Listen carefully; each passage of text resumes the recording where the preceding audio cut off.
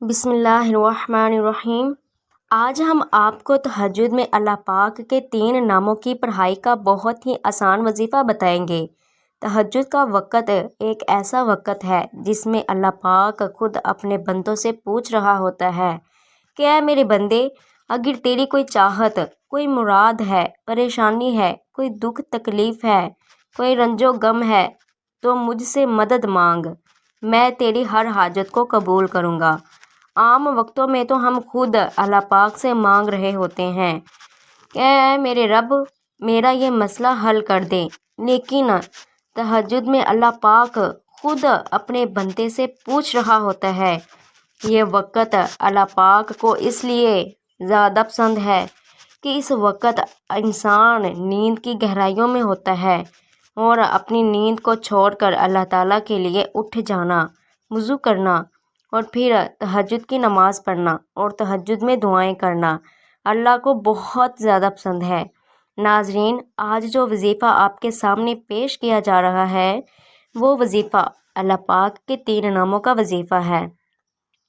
سب سے پہلے آپ کو تہجد کی نماز کے بارے میں بتاتی ہوں۔ تہجد کی نماز میں آپ زیادہ سے زیادہ 12 رکعتیں بھی ادا کر سکتے ہیں اور کم سے کم 2 رکعتیں بھی ادا کر سکتے ہیں۔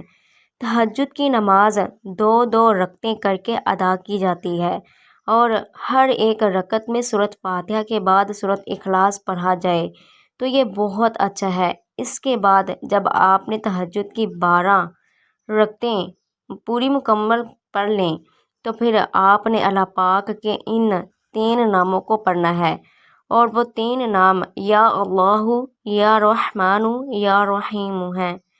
آپ نے ان تینوں ناموں کو 100 بار پڑھنا ہے، یعنی یا اللہ، یا رحمان، یا رحیم پڑھیں گے تو یہ 1 بار ہوگا۔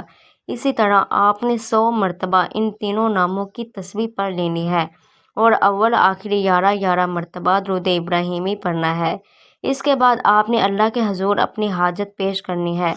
اس عمل کے کرنے سے آپ کی ہر جائز حاجت پوری ہوگی، رزق کا مسئلہ حل ہو جائے گا، گھر سے پریشانی دور ہو جائے گی اور رکے ہوئے کام بھی بن جائیں گے۔ آپ نے بس یہ عمل کرنا ہے اور پھر آپ اپنی آنکھوں سے گھر میں خوشحالی دیکھیں گے۔